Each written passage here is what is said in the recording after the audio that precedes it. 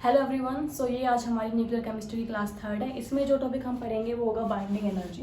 सो आपको बिल्कुल आइडिया लग गया होगा, कुछ भी टॉपिक पढ़ाने से पहले मैं टॉपिक मेंशन जरूर करती हूँ क्योंकि पता होना चाहिए ना हम पढ़ने क्या वाले हैं और उसकी इंपॉर्टेंस क्या है। तो आज हम पढ़ेंगे बाइंडिंग एनर्जी, न्यूक्लियर फिजन और फ्यूज़न क्या होता है उसका थोड़ा आइडिया लेंगे, बट मेनली फोकस हमारा बाइंडिंग एनर्जी पे ही होगा।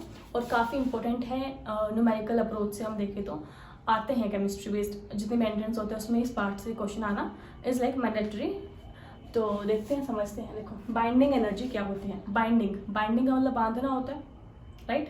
सो binding energy is the energy that is release, ठीक है, जो रिलीज होती है। कब रिलीज होती है? जब न्यूट्रॉन और प्रोटॉन्स आपस में बंध जाते हैं एक न्यूक्लियस में, और वो न्यूक्लियस क्या होता है? स्टेबल होता है। फॉर एग्जाम्पल मैं सपोज यहाँ पे मेरे neutron proton neutron proton neutron proton neutron proton ऐसे रैंडमली न्यूट्रॉन प्रोटॉन प्रेजेंट है, रैंडम प्रेजेंट है ये, ठीक है, इंडिविजुअल प्रेजेंट है। लेकिन अब क्या हुआ, और इन रैंडम पार्टिकल्स की एनर्जी सपोज कर लो 200 किलो जूल या कुछ भी ऐसे है, अप्रोक्स इसके है, ठीक है। अब क्या हुआ, ये सारे के सारे क्या हो गए, आपस में इंटरेक्ट कर रहे हैं, आपस में क्या कर रहे हैं, अट्रैक्टिव और रिपल्सिव फोर्स जो है इंट्रैक्शन हो रही है। तो ये सारे क्या हो गए, कंसाइजली कहाँ पे आ गए, न्यूक्लियस के अंदर फिट हो गए ऐसे, ठीक है। और यहाँ पे बहुत सारी एनर्जी, लगभग 180 किलो जूल के अप्रोक्स एनर्जी यहाँ से रिलीज हो गई है, और ये है 20 किलो जूल जो कि इन पार्टिकल्स अब है एनर्जी जब ये बाइंड हो गई हैं, ठीक है। So the binding energy is the amount of energy that is released when number of proton and neutron, individual number of proton neutron gets converted into the nucleus. So जो एनर्जी वहाँ से रिलीज होती है बाइंडिंग एनर्जी, ठीक है, okay. और इसको हम ऐसे ही बोल सकते हैं, binding energy is the energy that is release when number of proton and neutron combine to form a nucleus, वो होती है आपकी बाइंडिंग एनर्जी, राइट। अब देखो, मैंने आपसे पूछा कि मेरे पास एक ए कंपाउंड है, और सॉरी कंपाउंड नहीं, एलिमेंट है, एक बी एलिमेंट है, ठीक है। एक ए एलिमेंट है, एक बी एलिमेंट है, और इसकी बाइंडिंग एनर्जी जो है ए की वो है 100 kilo joule, energy in kilo joule है यहाँ पे, ठीक है। यहाँ पे भी एनर्जी किलो जूल के अंदर है, और ये है इसकी एनर्जी है 200 किलो जूल। तो मैंने आपसे पूछा कि ए और बी में से कौन ज़्यादा स्टेबल होगा, और जिन जिन बच्चों ने बोला है कि बी ज़्यादा स्टेबल होगा वो चाटा लगा लो, या फिर वो ध्यान से सुनो, नहीं, ठीक है। बाइंडिंग एनर्जी रिलीज होती है तो स्टेबिलिटी न्यूक्लियस को मिलती है, this is like confirm thing है ये। लेकिन ए और बी में से कौन ज़्यादा स्टेबल होगा वो हम पता लगाते हैं बाइंडिंग एनर्जी पर न्यूक्लियन से, बाइंडिंग एनर्जी पर न्यूक्लियन। मतलब कि सपोज करो ए का एटॉमिक नंबर कितना है, ए का एटॉमिक नंबर है आपका 20, ठीक है, ए का एटॉमिक नंबर आपका 20 है, और बी का एटॉमिक नंबर है आपका 60 लगा लो, बी का एटॉमिक नंबर आपका 60 है। तो बाइंडिंग एनर्जी पर न्यूक्लियन निकालो, यहाँ से डायरेक्ट 5 आ जाएगी, यहाँ से कितनी आएगी, मतलब कुछ ना कुछ 4 समथिंग आएगी ना। तो यहाँ से कौन ज़्यादा स्टेबल हो गया, ए। तो जब भी स्टेबिलिटी बतानी हो तो हमेशा बाइंडिंग एनर्जी पर न्यूक्लियन को कंसीडर करें। बहुत सारे क्वेश्चंस आते हैं न्यूमेरिकल्स में जहाँ पे आपको कंपाउंड दे देंगे, फिर आपसे बाइंडिंग एनर्जी निकलवाएंगे और आपसे पूछेंगे कौन ज़्यादा स्टेबल होगा। तो जिस बंदे ने वहाँ पे एन से डिवाइड करना जो भूल गया तो हो सकता है उसका आंसर गलत हो जाए, ठीक है, क्योंकि बाइंडिंग एनर्जी पर न्यूक्लियन हो सकता है दूसरे वाले की चाहता हो। तो हमेशा याद रखना बाइंडिंग एनर्जी पर न्यूक्लियन से ही हम स्टेबिलिटी बताते हैं, ठीक है। अब बाइंडिंग एनर्जी फाइंड आउट कैसे करेंगे ये देखते हैं। तो देखो, आई थिंक इतना समझ में आ गया, उसकी डेफिनेशन तो कुछ ज़्यादा डिफिकल्ट थी नहीं। तो अभी देखो बाइंडिंग एनर्जी, आपने आइंस्टाइन की जो मास एनर्जी इक्वेशन है दैट इज E = mc², वो सुनी होगी, काफ़ी फेमस इक्वेशन है, ठीक है। अब यहाँ पे हम थोड़ा सा मॉडिफिकेशन करते हैं, बाइंडिंग एनर्जी = Δmc², इसको हम ऐसे लिख सकते हैं, ठीक है। अब जो यहाँ पे Δm है वो है mass defect,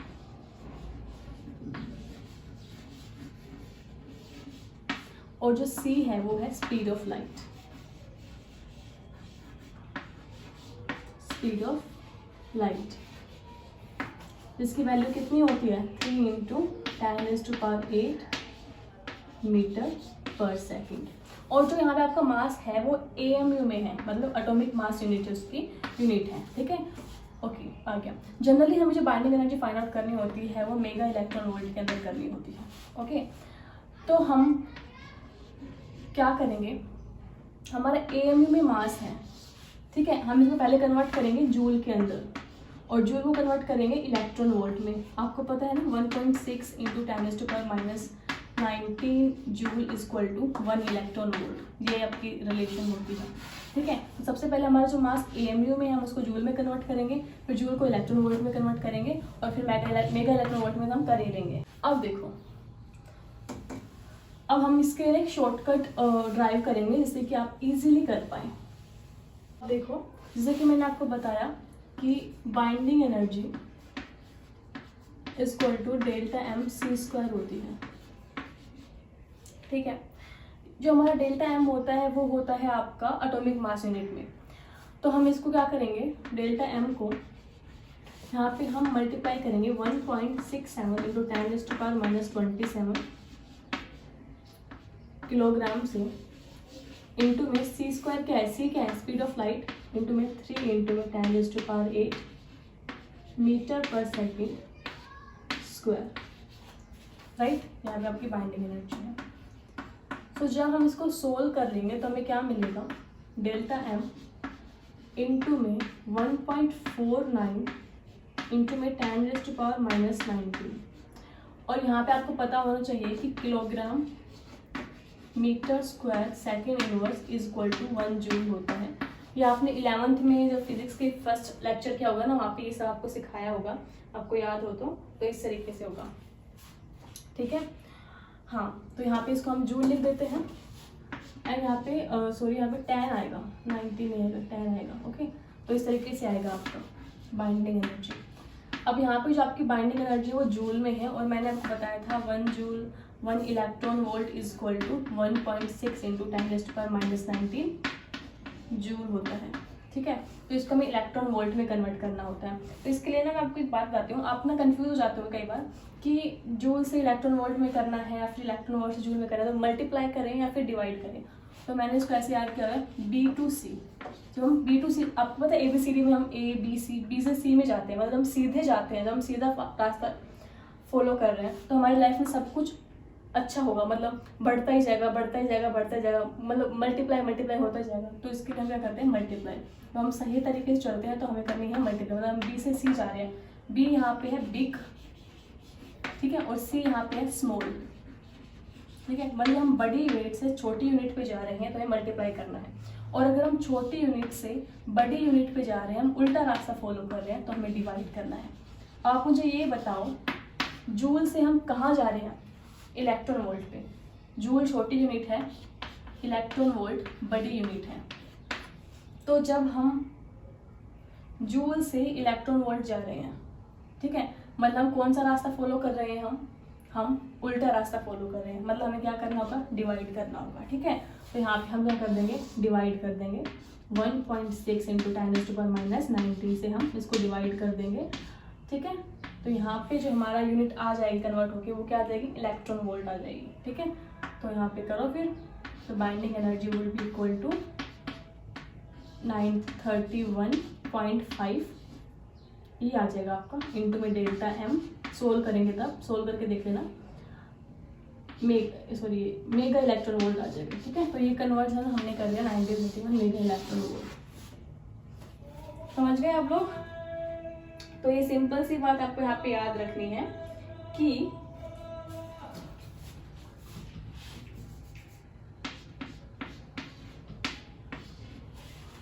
mega electron volt में कन्वर्ट करने का 10⁻⁻6 हमने क्या किया, मल्टीप्लाई किया है, ठीक है।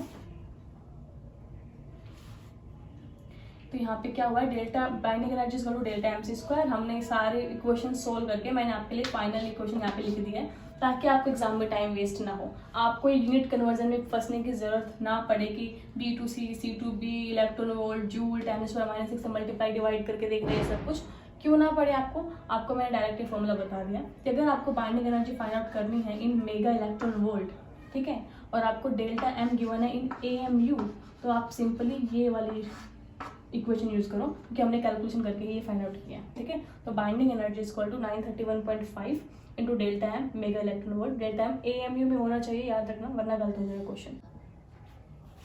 ओके सो मैंने आपको समझा तो दिया था वैसे कि कैसे यहाँ तक आए हैं, बट मुझे लगा कि मैंने डायरेक्ट वैल्यू लिख दी थी तो काफ़ी सारे बच्चों को समझ में नहीं आई होगी, तो और मैं परफेक्ट सेटिस्फिकेशन चाहती हूँ हर एक स्टूडेंट का मेरी क्लास में। तो एक बार फिर से सुन लो, जिनको समझ में आ गया ठीक है, उनका रिविजन हो जाएगा। Binding energy equal to delta m into 1.49 into 10⁻⁻10 joule हो गया था।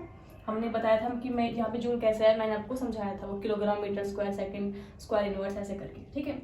अब देखो, अब आपको पता है कि हमको जो एनर्जी फाइंड आउट करनी होती है क्वेश्चंस में, वो मेगा इलेक्ट्रॉन वोल्ट में करनी होती है। तो अगर आप एग्जाम्स में डायरेक्ट ही करने बैठोगे कि अभी आप जूल में पढ़ लेते हो, फिर एग्जाम में आप इलेक्ट्रॉन वोल्ट में कन्वर्ट करोगे, फिर मेगा इलेक्ट्रॉन वोल्ट में करोगे, तो कन्फ्यूजन और गलतियों के चांस बहुत ज़्यादा हो जाते हैं।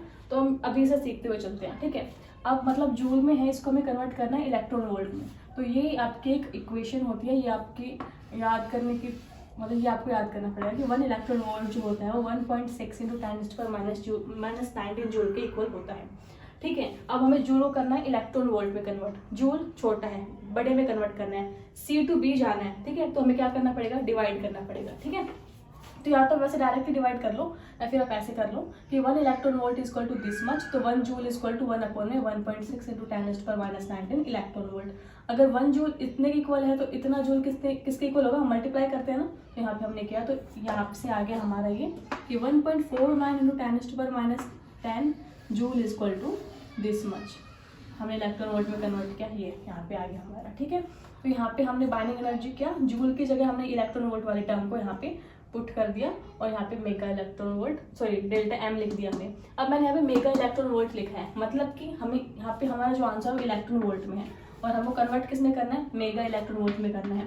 तो मेगा आपको पता है, मेगा के लिए हम 10⁻6 का यूज़ करते हैं, गीगा के लिए हम 10⁻9 का यूज़ करते हैं, ऐसे। अब 10⁻6 से मल्टीप्लाई करेंगे या डिवाइड करेंगे, वो कैसे देखेंगे, वही चीज़ हम इलेक्ट्रॉन वोल्ट से मेगा इलेक्ट्रॉन वोल्ट में जा रहे हैं, मतलब छोटे से बड़े में जा रहे हैं।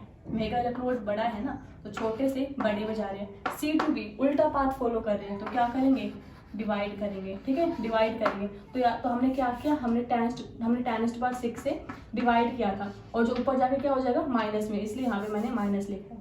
और जब इसको सोल्व करेंगे तो यहाँ पे आ जाएगा binding energy equal to 931.5 into में delta M mega electron volt, ठीक है। अब मैं आपको एक क्वेश्चन कराती हूँ, तो वो मैं क्वेश्चन आपको भी कराती हूँ। देखो क्वेश्चन ये है कि कैलकुलेट, आप पोज करके पहले खुद करेंगे, calculate binding energy per nucleon of helium atom, ठीक है। हीलियम एटम की हमें क्या करनी है, binding energy per nucleon find out करनी है। अब मुझे गिवन है, आपको गिवन है mass of 1 proton, mass of 1 neutron, and आपको हीलियम की जो है, हीलियम एटम का एक्सपेरिमेंटल मास गिवन है, मतलब कैलकुलेट करके ऑफ हीलियम एटम वो गिवन है, ठीक है। तो क्या क्या गिवन मैं लिख देती हूँ। ये आपका प्रोटॉन का है 1.00728 AMU, यूनिट का बहुत फोकस करना है, 1.00866 AMU। ये दोनों अगर आप याद कर सकते हो तो अच्छी बात है, कर लेना, ठीक है। हीलियम का होता है, कई बार क्या होता है ना, प्रोटॉन और न्यूट्रॉन का गिवन नहीं होता, तो आप याद कर लेना। ये प्रोटॉन का थोड़ा कम होगा न्यूट्रॉन से, तो 1.00728 और 1.00866, ठीक है, यस ये सही है, ओके। अब आपको फाइंड आउट करनी है बाइंडिंग एनर्जी पर न्यूट्रॉन। तो चलो करो, स्टार्ट करो, फाइंड, पॉज कर देना वीडियो को और फिर करो, उसके बाद मैं सोल्यूशन तो कराऊंगी। ओके अब देखो, बाइंडिंग एनर्जी का मैंने फॉर्मूला क्या बताया था, equal to mega electron volt में फाइंड आउट करनी है, 931.5 इंटू में delta M mega electron volt. मतलब अगर मैं फाइंड आउट कर लेती हूँ डेल्टा एम, तो सिंपली उसकी वैल्यू यहाँ पे पुट करनी है और मेरा क्वेश्चन हो जाएगा सोल्व, ठीक है। अब देखो, हीलियम के अंदर कितने प्रोटॉन्स हैं, 2 प्रोटॉन्स हैं, और न्यूट्रॉन्स कितने हैं, 2 न्यूट्रॉन्स हैं, ठीक है। तो मास प्रोटॉन का भी होता है, मास न्यूट्रॉन का भी होता है। तो अगर हमें इस हीलियम एटम का थ्योरेटिकल मास निकालना है तो दोनों करते हैं, देखो, तो 2 तो थ्योरेटिकल मास देखो क्या आएगा हीलियम एटम का, m थ्योरेटिकल 2 इंटू प्रोटॉन का मास क्या है 1.00728 प्लस न्यूट्रॉन का निकालेंगे 1.00866। इसको सोल्व करना, इसको सोल्व करके जो आपका आंसर आएगा वो मैं यहाँ पे लिख देती हूँ, वो आएगा आपका 4.00150। ठीक है, ये आता है आपका थ्योरेटिकल मास। थ्योरेटिकल ये आया है, एक्सपेरिमेंटल ये है। ठीक है, तो डेल्टा एम फाइंड आउट करो। थ्योरेटिकल मास में से एक्सपेरिमेंटल मास को या फिर ऑब्जर्व्ड मास को माइनस करोगे, और जब आप ऐसा करोगे मतलब कि 4.00260 माइनस 4.00150, तो जो आपका आंसर आएगा वो आपका आएगा आंसर 0.03। कैलकुलेशन आप कर लेना, टॉपिक तो मैंने आपको समझा ही दिया है कॉन्सेप्ट्स ये, और ये मास पूरा किस में चल रहा है AMU में। ठीक है, AMU में चल रहा है, तो सिंपल सी बात है। अब यहाँ पे आपको क्या करना है, यहाँ पे पुट कर देना है binding energy equal to 931.5 into में डेल्टा एम आया है आपका, ये मास AMU में ही है तो कोई दिक्कत नहीं है, सिंपली कर दो 0.03038 मेगा इलेक्ट्रॉन वोल्ट। इसको आप सोल्व करोगे तो आपका आंसर आ जाएगा, सोल्व करने के बाद आपका आंसर आ जाएगा, मतलब मेरे पास कैलकुलेटर नहीं है, इसको आपको सोल्व करके इसको यहाँ पे आंसर लिख लेना है। ठीक है, यहाँ पे मैं नोट्स में एक्चुअली लिखा नहीं हूँ आंसर। तो अब मुझे बताओ क्या आपका आंसर आ गया, जो मैंने आपको क्वेश्चन दिया था क्या उसका आंसर यहाँ पे आ गया। अब जो बच्चे बोल रहे हैं कि यस मैम आ गया, तो भाई वो तुम लोग गलत हो। कैसे गलत हो, मैंने क्वेश्चन में पूछा था आपसे कि फाइंड आउट करनी है क्या बाइंडिंग एनर्जी पर न्यूक्लियन, और यहाँ पे आपने क्या फाइंड आउट किया है सिर्फ बाइंडिंग एनर्जी। तो अगर binding energy per nucleon find out करना पड़ेगा तो सिंपली क्या करना है आपको, जो भी यहाँ पे आंसर आया उसको 4 से डिवाइड कर दो। ठीक है, जो भी यहाँ पे आंसर आया उसको 4 से डिवाइड कर दो। क्यों, क्योंकि न्यूक्लियन मतलब number of proton plus neutron, कितने हैं वो 4 ही तो है हीलियम के अंदर। तो जब आप ये करोगे तो आपका आंसर आना चाहिए यहाँ पे 7.08 मेगा इलेक्ट्रॉन वोल्ट। तो जिन जिनके ये आंसर आया है उनको समझ में आ गया, उन्होंने सही से कैलकुलेशन वगैरह किया। जिनका नहीं आया वो एक बार फिर से चेक करना। ठीक है, आ जाएगा, कुछ डिफिकल्ट नहीं है। तो बेसिकली ये था आपका बाइंडिंग एनर्जी के बारे में जो मुझे पढ़ाना था आपको, और बहुत इंपॉर्टेंट है। और मुझे लगता है कि कंसेप्ट न्यूमेरिकल अप्रोच भी समझ में आ गया होगा, थ्योरेटिकल अप्रोच भी समझ में आ गया होगा। सो एक ही टॉपिक, और हमारे मैंने आपको स्टार्टिंग में बताया था कि बाइंडिंग एनर्जी हमारा मेन टॉपिक होगा आज के टॉपिक का, लेकिन बाइंडिंग एनर्जी कर्व भी देखना है और न्यूक्लियर फिजन और फ्यूजन का भी थोड़ा आइडिया लेना है, तो वो भी देखते हैं। देखो बाइंडिंग एनर्जी कर्व जो होता है बेसिकली हम प्लॉट करते हैं बाइंडिंग एनर्जी पर न्यूक्लियन में एंड मास नंबर में, और कुछ इस तरीके का कर्व जो है वो हमें देखने को मिलता है। ठीक है, जो ये पीक है यहाँ पे इस पीक का क्या मतलब है कि यहाँ पे जो भी आपका एटम है उसकी बाइंडिंग एनर्जी पर न्यूक्लियन जो है मैक्सिमम है, और ये binding energy per nucleon maximum किसके लिए होती है, ये होती है आपके आयरन के लिए। ठीक है, तो according to binding energy curve आपका सबसे स्टेबल जो न्यूक्लियाई है ना वो आपका आयरन है, जिसकी बाइंडिंग एनर्जी पर न्यूक्लियन है 8.7। तो क्वेश्चन आया हुआ है ये कि binding energy per nucleon ferrous की पूछी थी और 8.7 उसकी वैल्यू है, और ये तो आपको याद करनी पड़ेगी क्योंकि ये बहुत मतलब स्टेबल है nuclei according to this curve. ठीक है, तो ये था बाइंडिंग एनर्जी पर कर्व के बारे में बताना था, किसके बीच में प्लॉट करते हैं और किसके लिए इसकी वैल्यू मैक्सिमम होती है, यही आपको यहाँ पे समझना था। और देखो जैसे जैसे आपका मास नंबर इंक्रीज होता जा रहा है मतलब एक लेवल तक, तो यहाँ तक तो क्या हो आपकी बाइंडिंग एनर्जी पर न्यूक्लियन भी इंक्रीज होती जा रही थी, लेकिन फिर से अगर आपका मास नंबर इंक्रीज होता जा रहा है तो क्या हो गई, वो डिक्रीज हो गई है यहाँ पे।